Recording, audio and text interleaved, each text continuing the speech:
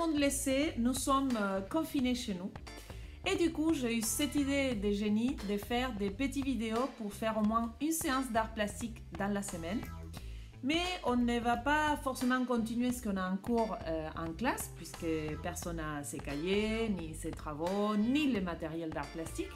Donc, du coup, je vais vous proposer des séances qu'on va pouvoir faire avec le matériel, les matériaux qu'on trouve à la maison.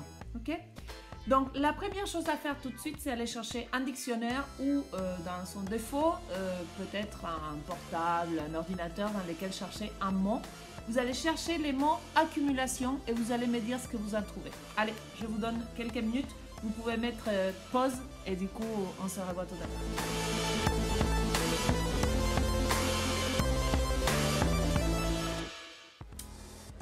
Accumulation. Alors, moi, j'ai mon dictionnaire, c'est écrit action d'accumuler, accumulation des richesses, des preuves, entassement des matériaux sous l'action des eaux courantes, des glaciers, du vent, de la mer. Donc si on va au verbe accumuler, on va trouver mettre ensemble, entasser, accumuler des marchandises, des témoignages. Alors, déjà, on réfléchit. Qu'est-ce que c'est qu'accumuler et quel rapport avec les arts plastiques, n'est-ce pas? En classe, on a appris ensemble plusieurs manières de dessiner et on a vu comment, par exemple, un motif ou des lignes ou certains graphismes peuvent faire un ensemble. Okay? Si je prends par exemple des coussins ici sur mon canapé, nous avons ici une accumulation des feuilles, une accumulation des lignes, des motifs qui font ces coussins. Okay? Si je prends un autre au hasard, c'est une accumulation des points. Okay? Si je prends un lisse, tenez, là vous allez me dire, ah, ça a raté, le lisse, il n'y a pas d'accumulation. Mais en fait, si on regarde bien le lisse de tout près, regardez comment il y a une accumulation d'une trame. C'est un petit dessin, c'est des petits points. Donc en fait, si on veut, tout est fait un peu d'accumulation. Sauf que dans les arts plastiques, il y a des artistes qui se sont intéressés vraiment pour en faire des œuvres d'art. Et souvent, ils veulent dire quelque chose.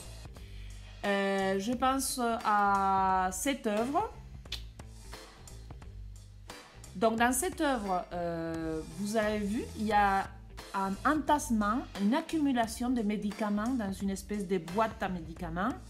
Donc l'artiste, il n'a pas seulement joué sur les couleurs des pilules et les textures pour faire quelque chose de graphique. Aussi, il veut dire quelque chose. Il veut dire peut-être qu'on prend trop de médicaments.